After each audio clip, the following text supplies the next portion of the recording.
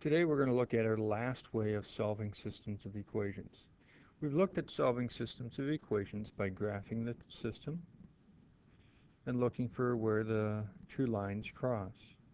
We've also looked at solving systems of equations by elimination and by substitution. Today we're going to go ahead and take a look at solving systems of equations using matrices. Now here we have a system of equations on the left.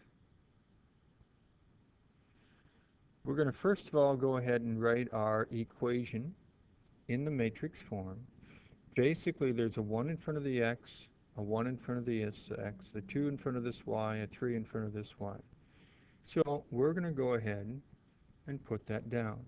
Basically, your first matrix is just what we call your coefficients, the numbers in front of your variables, without any operations and without the variables. Next to it, we have your variables. And then after the equal sign, just like after the equal sign over here, you got to have your constants. Now, this is your matrix equation.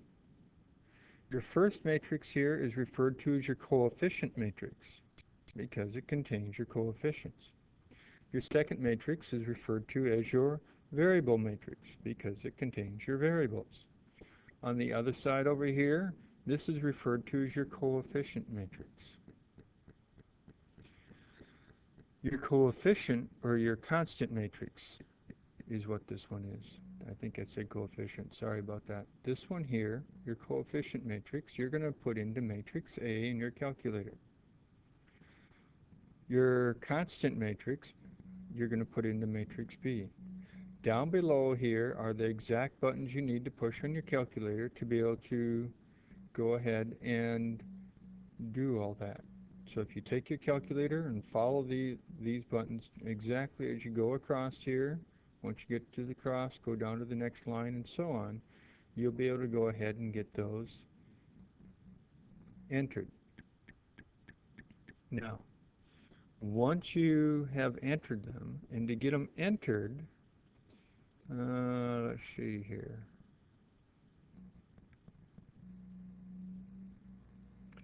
These last several keystrokes are for going ahead and solving it. It's only these first ones here that are for actually entering your matrices. So the last ones are for actual solving it. To solve your equation, you want to go A inverse B on your home screen. Once again, to type those in, you go second, your x to the -1, enter, and so on. When you do that, on your home screen, you should get this, and then you should get this here. That means the first number, the top one is 15, correlates to the top one here, so that means x is your 15. The bottom one here correlates to your 4, and my numbers don't match, so I got to double check this. Just be patient. I went ahead and double checked it, and the answers are the 15, -4, as it says down here. So let's go ahead and take a look at the next problem. Here we have a system of 3 variables and 3 equations. So you're first of all going to write your matrix equation. So once again, the first one is just your coefficients, the numbers in front of your variables. Now you'll need to be careful on the second one because you really have no b's here. So you need to put a placeholder of 0 in there. Then you put your variables down. Make sure your variables up here are always in the same order. Here we have a's followed by b's followed by c's for all the equations. So then it goes to A, B, and C here. Over here you have your constant matrix, which are the numbers on the right-hand side. Once again, you still go A inverse B on your calculator. Well, when you go A inverse B, after you've entered these in, so you need to go back and enter all these into your calculator, you end up getting these nice messy numbers. But your calculator does change it into fractions pretty easy. All you have to do is just go math, hit the math button on your calculator, go enter, enter. And then it should give you this right here. So you know the top number correlates to your top variable, the first one in your equation. So you have your A, you have your B, you have your C. So now let's go ahead and take a look at this one here. First of all, write your matrix equation.